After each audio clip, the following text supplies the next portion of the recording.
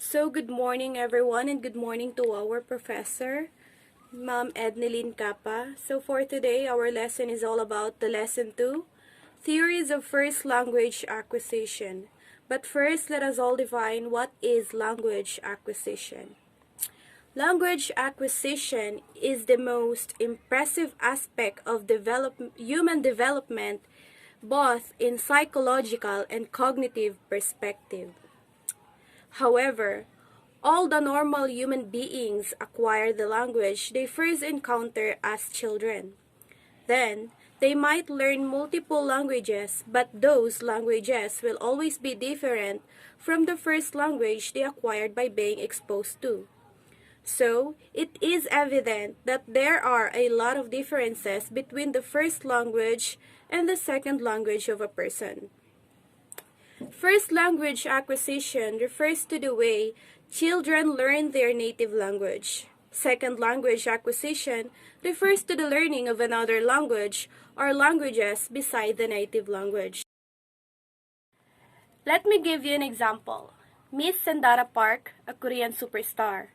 Way back in 2001, she went here in the Philippines to audition in a reality show called The Star Circle Quest. According to the judge, if she really wants to win in the competition, she should need to adapt or speak in the language of Filipino in order for her fans to understand her. Even though she learned the second language, which is Filipino, it doesn't mean that she is no longer speaking her own language, which is the Korean language or Hangul. Another example was Veronica was born and raised in the Philippines and used her native language, which is Filipino. But then Veronica was migrated to America, and then there she learned the English language, wherein it is considered as Veronica's second language. Was reflexive. Classical conditioning, also known as Pavlovian or respondent conditioning. It is learning through association and was discovered by Pavlov, a Russian physiologist.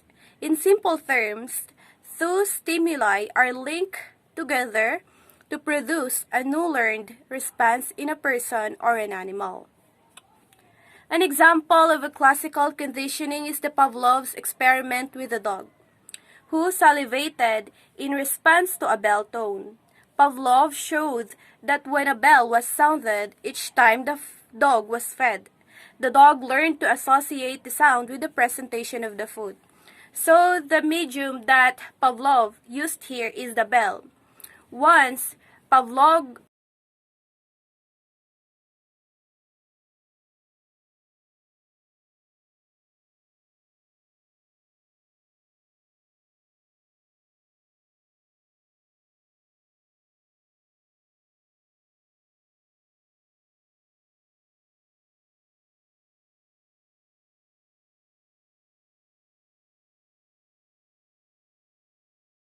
the bell and the dog will hear the sound, it is time for him to eat.